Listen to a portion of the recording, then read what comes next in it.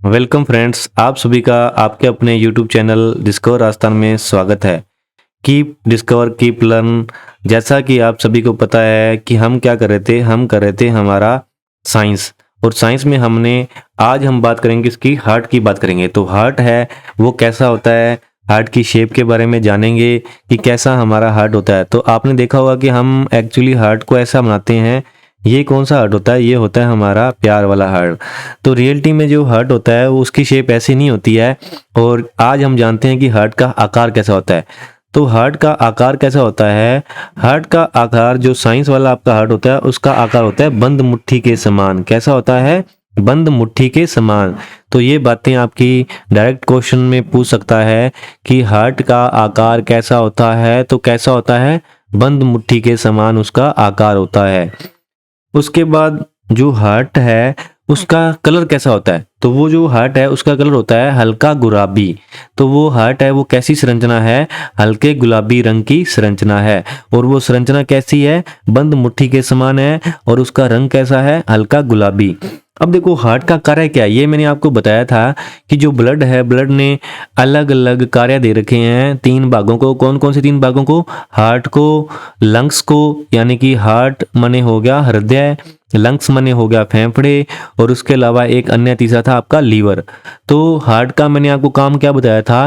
Heart तो क्या कर रहा है बेचारा? ब्लड को पंप कर रहा है। हार्ट क्या कर रहा है? ब्लड को पंप कर रहा है। ब्लड को पंप करने का काम कौन करता है? हमारा हार्ट करता है। उसके अलावा मैंने आपको लीवर के बारे में बताया था। तो जो हमारा लीवर है वो क्या करता है? शुद्धिकरण किसका करता है? शुद्धिकरण करता है किसका? रक्त का। शुद्धिकरण किसका करता है? रक्त का। शुद्धिकरण कौन करता है? लीवर। लीवर का काम क्या है? रक्त का शुद्धिकरण करना। और उसके बाद आपके थे लंग्स। लंग्स यानी कि फेफड़े। लंग्स क्या काम करता था? लंग्स है ये हमारा ऑक्सीजन को किसमें मिलाता था? रक्त में। O2 को किसमें मिलाता था? रक्त में। O2 को किसमें मिलाता था? रक्त में। तो ये तीन बातें हमने पढ़ी थी पिछली क्लासों में। अब देखो यहाँ पे मैंने आपको क्या क्या इंपॉर्टेंट बताया। यहाँ पे बताया कि एक तो जो हार्ट है उसका आकार कैसा होता है? मुट्ठी के समान होता है। और उसकी संरचना का रंग कैसा होता है? हल्के गुलाबी रंग की संरचना है। हार्ट कैसी संरचना है? हल्के गुलाबी रंग की संरचना है। और इसका कार्य क्या है? ब्लड को पंप करना, जो हमारे हार्ट का कार्य है। अब देखो इसका वजन भी देख लो कितना होता है। जो हमारा हार्ट है उसका वजन होता है 1200 से 1500 ग्राम, यानी कि आप बोल सकते हो 1.5 केजी। 1.5 केजी जो हमारा हार्ट है उसका क्या होता है? उसका वजन होता है। हार्ट का वजन कितना होता है? 1.5 केजी। अब इसके अलावा देखो हार्ट में क्या क्या इंपॉर्टेंट बनता है। अब जो जो मानव का हार्ट होता है ना, जो मानव का हार्ट होता है उसमें कितने कक्ष होते हैं? हार्ट में भी क्या होते हैं? चैम्बर होते हैं। ठीक है। तो अब बात करते हैं सबसे पहले अपने मानव हार्ट की। मानव हार्ट में कितने चैम्बर होते हैं? मानव का हार्ट है फालतू के काम करता रहता है, प्यार व्यार वाला काम करता रहता है। तो इसलिए इसमें कक्ष में कितने होंगे? ज्यादा होंगे। तो मानव के हार्ट में कितने कक्ष पाए जाते हैं? 4 कक्ष पाए जाते हैं, यानी कि 4 चैम्बर का हार्ट किसका होता है? मानव का होता है। अब देखो यदि अब ये 4 कक्ष हैं, 4 कक्ष में क्या क्या होता है? एक तो आलिंद होता है और एक क्या होता है? निलय होता है। एक तो आलिंद होता है और एक निलय होता है। अब देखो आलिंद भी क्या होते हैं? 2 आलिंद होंगे और 2 निलय होंगे तो ही 4 चैम्बर बनेंगे। अब आलिंद में भी क्या होता है? एक तो हमारा दायां साइड वाला आलिंद होगा, एक हमारा बायां साइड वाला आलिंद होगा। और निलय भी एक दायां आलिंद निलय होगा और एक बायां निलय होगा। जब आप प्यार करोगे किसी को तो किसका हार्ट देखोगे? सामने वाले का हार्ट देखोगे ना। यदि आप प्यार करोगे तो सामने वाले का हार्ट देखोगे। तो देखो मैंने सबसे पहले क्या बनाया? हार्ट के चैम्बर बना लिए। कितने चैम्बर बना लिए? 4 चैम्बर बना लिए। आलिंद आलिंद निलय और निलय। अब देखो यहाँ पे बात क्या आ गई? आप दायां कौन सा होगा, बायां कौन सा होगा। अब जब आप प्यार करोगे तो सामने वाले का हार्ट देखोगे। तो मेरा हार्ट देखो, जैसे आप मेरा हार्ट देख रहे हो तो आपका कौन सा दायां हो जाएगा? दायां हो जाएगा इस साइड वाला। तो ये वाले कौन से हो जाएंगे? दायां आलिंद और दायां निलय। और बायां साइड ये होगा तो ये कौन से हो जाएंगे? बायां आलिंद और बायां निलय।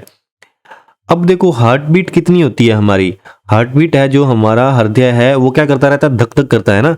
तो वो धक धक नहीं करता है। उसकी आवाज के बारे में आप पढ़ेंगे कि उसकी आवाज है वो कैसी होती है। धक धक उसकी आवाज नहीं होती है। उसकी आवाज के बारे में भी आपको मैं बताऊंगा। जो हमारा हार्ट है वो कैसी ध्वनि निकालता है।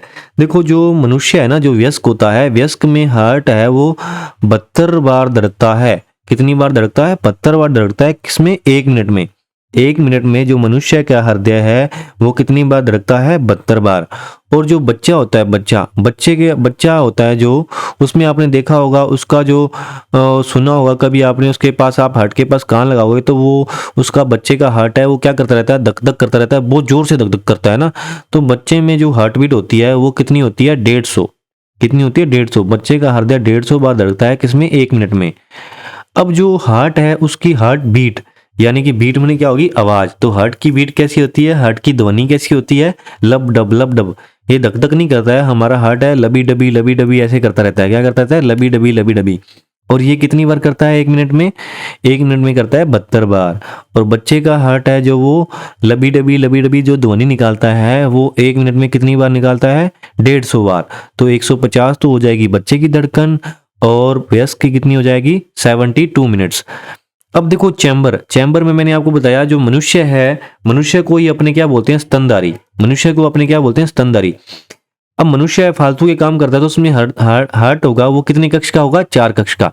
तो 4 कक्ष का हार्ट हो जाएगा। आपने पुराने समय में देखा था कि जो जैसे लव लेटर भेजते थे वो किसकी सहायता से भेजते थे? कबूतर की सहायता से भेजते थे। किसकी सहायता से? कबूतर की सहायता से। तो कबूतर हमारा किस में आता है? पक्षियों में आता है। तो जैसे मनुष्य के हृदय में 4 कक्ष होते हैं तो पक्षियों के हृदय में भी कितने कक्ष हो गए? पक्षियों के भी हृदय में कितने कक्ष होंगे? 4 कक्ष होंगे। उसके अलावा आपको जो बातें याद रखनी है वो देख लो। एक तो रखना है मछली का जो हार्ट होता है वो कितने चैम्बर का होता है? 2 चैम्बर का होता है। मछली का हार्ट कितने चैम्बर का होता है? 2 चैम्बर का। और उभयचर और सरीसृप का चैम्बर है, हार्ट है, कितने चैम्बर का होता है? वो होता है 3 चैम्बर का। अब उभयचर किसे बोलते हैं? ये भी चीज देख लो, उभयचर किसके बोलते हैं? एक तो होते हैं आपके जलचर, एक होते हैं जलचर। जलचर किन्हें बोलते हैं? जल में रहने वाले। जल में रहने वाले जीव क्या कहलाएंगे? जलचर। अब एक होते हैं स्थलचर, एक होते हैं स्थलचर। स्थलचर किसे बोलते हैं? जो स्थल पे रहते हैं, स्थल पर रहने वाले जीव क्या कहलाएंगे? स्थलचर। अब उसके बाद एक क्या आ गया आपका? यहाँ पे क्या लिखा हुआ है? यहाँ पे लिखा हुआ है उभयचर। उभय का मतलब क्या होता है? दोनों। जो जल और स्थल दोनों में रहेंगे तो उनको क्या बोलेंगे? उभयचर। जल और स्थल दोनों पे रहने वाले जीव क्या कहलाते हैं? उभयचर। तो उभयचर का उदाहरण क्या है? उभयचर का उदाहरण है मेंढक। मेंढक आपने देखा होगा जल में भी रहता है और स्थल पे भी रहता है। तो मेंढक किसका उदाहरण हो गया? उभयचर का उदाहरण क्या हो गया? उभयचर का उदाहरण क्या हो गया? वो हो गया आपका मेंढक। और मछली के हार्ट में कितने चैम्बर होते हैं? 2 चैम्बर। अब देखो सरीसृप। सरीसृप क्या होता है? सरप हो गया। सरप का मतलब क्या हो गया? सांप। तो जो भी रेंगने वाले होंगे, ओनली सांप ही नहीं, जितने भी रेंगने वाले हैं, रेंगने वाले जो जीव हैं, तो मैं लिख देता हूं सरीसृप का मतलब क्या होता है? रेंगने वाले। रेंगने वाले जीव। जो भी रेंगने वाले जीव हैं उनका जो हार्ट होता है वो कितने चैम्बर का होता है? वो हमारा जो हार्ट होता है 3 चैम्बर का होता है। तो ये बातें आपकी इंपॉर्टेंट है, इनको पढ़ लेना। और आपका क्वेश्चन है वो इसमें से बनने की संभावना है। तो मैंने आपको क्या बता दिया इसमें? मैंने आपको बता दिया जो हार्ट बीट है वो कितनी होती है? वयस्क में तो होती है 72 टाइम्स पर मिनट, और जो बच्चा होता है बच्चे में कितनी होती है? बच्चे में होती है 150 पर मिनट। और हार्ट में जो आवाज आती है वो धक धक की ना आकर के किसकी आती है? लबी डबी की आवाज आती है। अब देखो, अब हम बात करते हैं हार्ट बीट ये होती किसकी वजह से है। अब देखो हार्ट बीट है जो वो किसकी वजह से होती है? वो हमारी बॉडी में एक करंट के द्वारा होती है। किसके द्वारा होती है? एक करंट होता है, उसका नाम होता है इलेक्ट्रिक करंट। तो इलेक्ट्रिक करंट के द्वारा हमारी जो हार्ट बीट है वो लबी डबी करती रहती है। अब देखो, अब आपने देखा होगा जो बैटरी होती है ना, उसमें क्या होता है? करंट होता है। उसमें भी क्या होते हैं? नोड होते हैं। कितने नोड होते हैं? 2 नोड होते हैं। एक तो होगा आपका पॉजिटिव नोड, एक होता है आपका नेगेटिव नोड। एक तो होता है पॉजिटिव नोड और एक होता है आपका नेगेटिव नोड। अब देखो नेगेटिव नोड होता है और एक क्या होता है? आपका पॉजिटिव नोड होता है। तो ये आपका इधर वाला कौन सा हो जाएगा? ये हो जाएगा आपका नेगेटिव नोड। ठीक है, कौन सा हो जाएगा? एक तो पॉजिटिव नोड हो जाएगा और एक आपका क्या हो जाएगा? Negative node. तो मैं यहां बनाता हूं नेगेटिव। ठीक है, अब देखो जो हार्ट बीट है वो किसके द्वारा होती है? इलेक्ट्रिक करंट के द्वारा होती है। अब बैटरी देखी होगी, बैटरी में भी क्या होता है? एक तो पॉजिटिव नोड होता है और एक नेगेटिव नोड होता है। अब जो हार्ट है, हार्ट में भी क्या पाया जाता है, एक नोड पाया जाता है। उस नोड का नाम क्या है, एस ए नोड। और जो एस ए नोड है ना, इसी के कारण क्या होता है, आपकी हार्ट बीट होती है। हार्ट बीट किसके कारण होती है, एस ए नोड के कारण। और एस ए नोड क्या है, ये इलेक्ट्रिक करंट जनरेट करता है। अब देखो, जैसे मान लो कि इसको क्या बोलते हैं, इसको जैसे मान लो कि आप 12th क्लास में पढ़ते हो। किस में पढ़ते हो, 12th क्लास में। 12th क्लास में पढ़ते हो, तो आज आपका क्या है, स्कूल का लास्ट दिन है। तो स्कूलिंग का आपका लास्ट दिन है। आप और आपकी बंदी किस में पहुंचे, किस में पहुंचे, विदाई समारोह में। किस में पहुंचे, विदाई समारोह। अब विदाई समारोह खत्म हो गया, आप जा रहे हो अपने घर की ओर, और आपका जो आपकी जो बंदी है वो जा रही है अपने घर की ओर। तो क्या होगा, आपकी हार्ट बीट है वो क्या हो जाएगी, रुक जाएगी। तो हार्ट बीट क्या हो जाएगी, रुक जाएगी। इतनी देर तो आपकी हार्ट बीट धड़क रही थी, किसको देख के, उसी को देख के आपकी हार्ट बीट धड़क रही थी। अब आप अलग अलग हो गए तो आपकी क्या हो जाएगी, हार्ट बीट रुक जाएगी।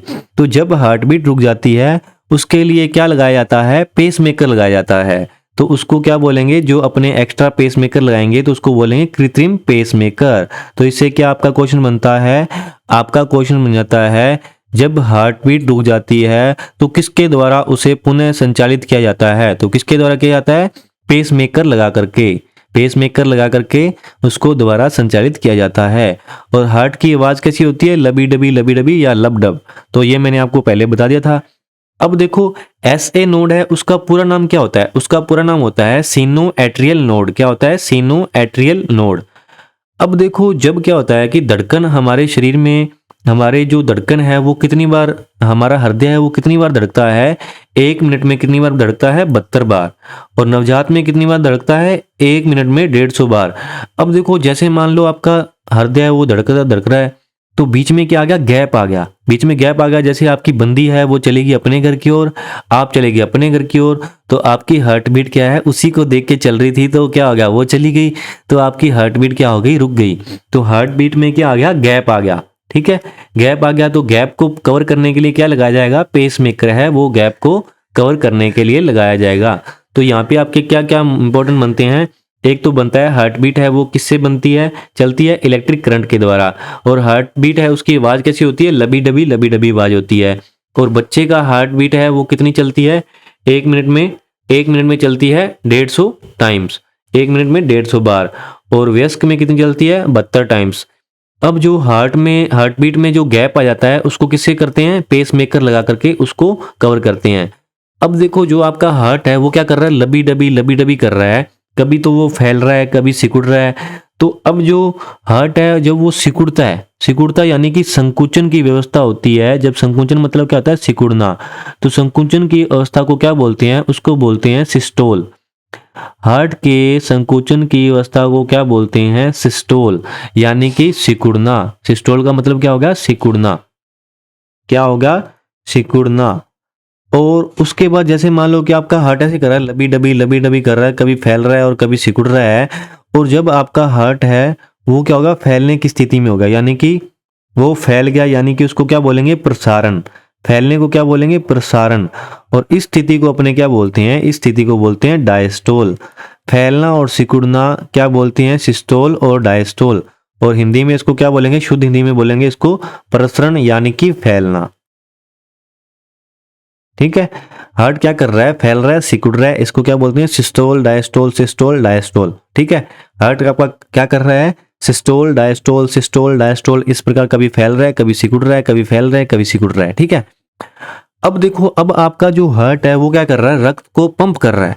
तो हमें क्या पता होना चाहिए, जो आपका हार्ट है उसमें एक बार जो एक स्ट्रोक वॉल्यूम होगा, जैसे एक बार सिकुड़ेगा एक बार फैलेगा, तो इसमें क्या है, एक बार में वो कितना ब्लड है पंप करता है। तो वो कितना ब्लड पंप करता है, एक बार में वो करता है 70 ml ब्लड है वो एक बार में पंप कर देता है।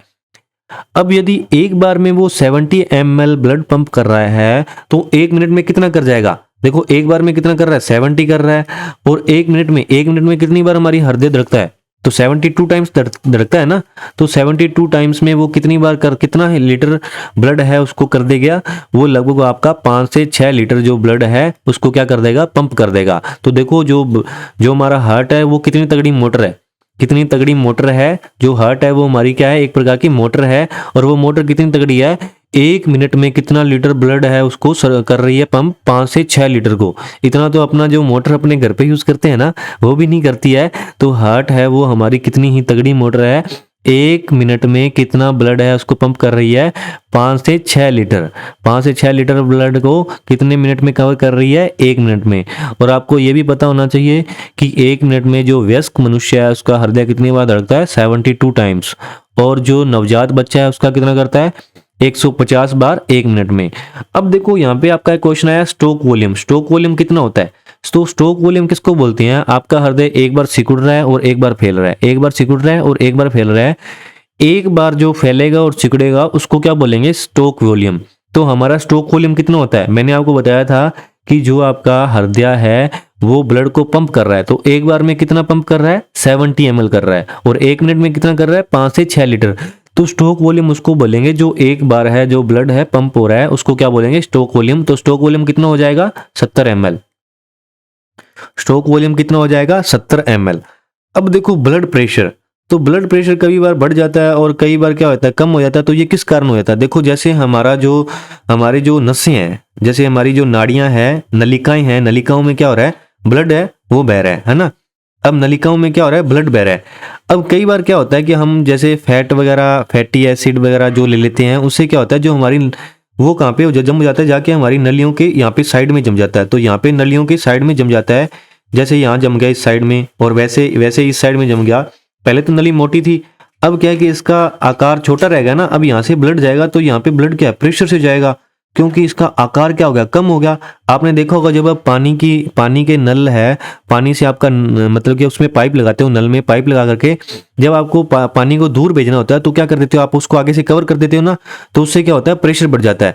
अब पानी की पाइप को आगे से आप कवर करोगे तो उससे प्रेशर बढ़ जाएगा। अब ऐसा ही इसमें क्या होता है, जो हमारी नलिकाएं हैं, नलिकाओं के साइड में क्या होता है, वसा वगैरह जम जाती है। वसा वगैरह जम जाती है तो जिससे क्या होगा, ये एरिया कम हो गया।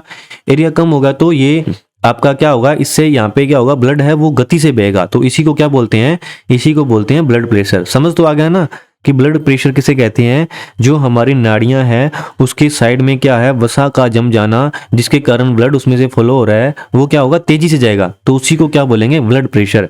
अब आपका क्या क्वेश्चन बनता है, ब्लड प्रेशर को मापने के लिए किस उपकरण का यूज किया जाता है? तो आपका ये क्वेश्चन डायरेक्ट आपके पेपर में आ सकता है। तो किस उपकरण का उपयोग किया जाता है? तो उस उपकरण का नाम है स्फिग्नो मैनोमीटर। क्या नाम है, स्फिग्नो। मैं लिख देता हूं यहाँ पे, स्फिग्नो मैनोमीटर। मैनोमीटर।